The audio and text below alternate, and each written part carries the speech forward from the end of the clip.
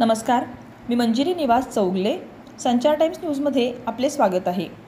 हुपरी येथील चांदी व्यावसायिकाचे फसवणूक प्रकरणी एका आरोपीस अटक व 3 किलो 40 ग्रॅम चांदीचा माल हस्तगत. हुपरी पोलिसांना यश. सविस्तर वृत्त पुढीलप्रमाणे. हातकणंगले तालुक्यातील हुपरी येथे मेघराज संभाजी शेटके राहणार सुभाष चौक तळणगे रोड हुपरी येथे BVS ज्वेलर्स फर नावाची फॅक्टरी आहे.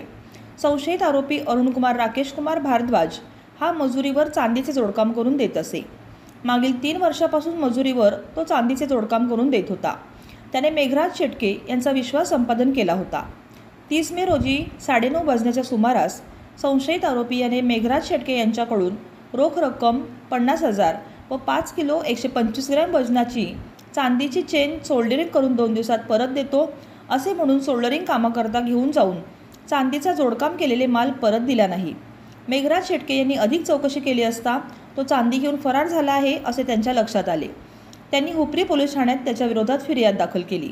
त्या अनुषंगाने पोलीस उपनिरीक्षक Prasad Kolpe, police head constable Prakash Mandavkar, police head constable Yuvraj Kamble व police head constable Eknath Bhangre यांच्या पथकाने मोबाईलद्वारे तांत्रिक पद्धतीने माहिती काढून संशयित आरोपी अरुणकुमार राकेश कुमार भारद्वाज ह्याला राहणार नागला महासिंह, तालुका सिकंदरा, जिल्हा हथरस, उत्तर प्रदेश येथून अटक करण्यात आली आहे.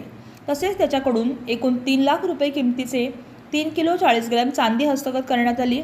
त्याला न्यायालयात हजर केले असता संशयित आरोपीला 5 दिवसांची कस्टडी देण्यात आली आहे. ही कारवाई पोलीस अधीक्षक योगेश कुमार गुप्ता, अप्पर पोलीस अधीक्षक अण्णासाहेब जाधव, उपविभागीय पोलीस अधिकारी विक्रांत गायकवाड यांच्या मार्गदर्शनाखाली ही कारवाई करण्यात आली. संचार टाइम्ससाठी प्रतिनिधी अल्लाउद्दीन मुल्ला.